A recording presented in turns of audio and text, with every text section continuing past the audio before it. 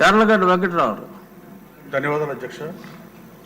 గన్నవరం నియోజకవర్గంలో ఇరిగేషన్ డిపార్ట్మెంట్కి సంబంధించి అధ్యక్ష, నా నియోజకవర్గంలో ముఖ్యంగా 3 సమస్యలు ఉన్నాయి అధ్యక్ష. బ్రహ్మలింగేశ్వరం 1256 ఎకరాలు ఉంది అధ్యక్ష. గతంలో 14-19 మధ్య రిజర్వాయర్ చేద్దాం అనుకున్న పరిస్థితి, కానీ ఆ రోజు డబ్బులు కేటాయించినా ఆ డబ్బులు డ్రా చేసుకుని అక్రమంగా మట్టి అమ్ముకున్న పరిస్థితి అధ్యక్ష.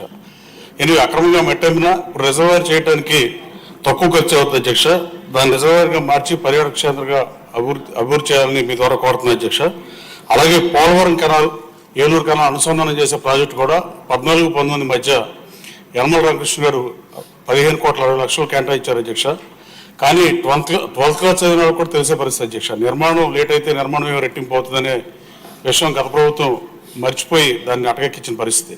ఇవాళ మళ్ళీ ఎస్టిమేషన్ చేపిస్తే 32 కోట్ల రూపాయలకి ఎస్టిమేషన్ ఇచ్చారు అధ్యక్ష.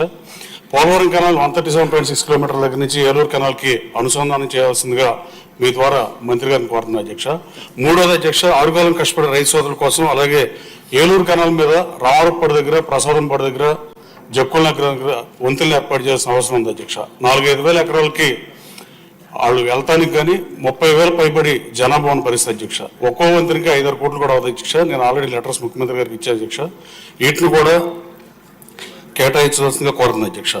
ఇకపోతే ఎయిర్పోర్ట్ ఎదురుగా అధ్యక్ష గ్రైనరీ బాగున్న పరిస్థితి. బెంగళూరు ఎయిర్పోర్ట్కి వెళ్ళినా, చెన్నై ఎయిర్పోర్ట్కి వెళ్ళినా గ్రైనరీ బాగుండే పరిస్థితి. ఈ శాఖలు అన్నింటితో 7 శాఖలతో అనుసంధానం చేసి మాట్లాడితే 45 రోజులు పట్టింది అధ్యక్ష.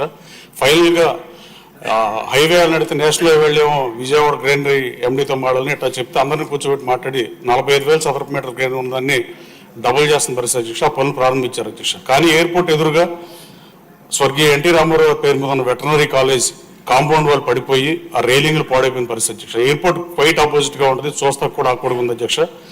దానికి నిధులు కేటాయించాల్సిందిగా మంత్రి గారిని కోరే అధ్యక్ష. దాన్ని బ్యూటిఫికేషన్ చేయడానికి కలెక్టర్ని అడిగినా చందా లేదనే పరిస్థితి, ఫండ్స్ లేవని CGF అప్లై చేయడం కుదరట్లేదు అధ్యక్ష. దానికి కూడా యానిమల్ హస్బెండరీ నుంచి నిధులు కేటాయించాల్సిన మీ దగ్గర కోరుతుంది అధ్యక్ష. థ్యాంక్ యూ అధ్యక్ష.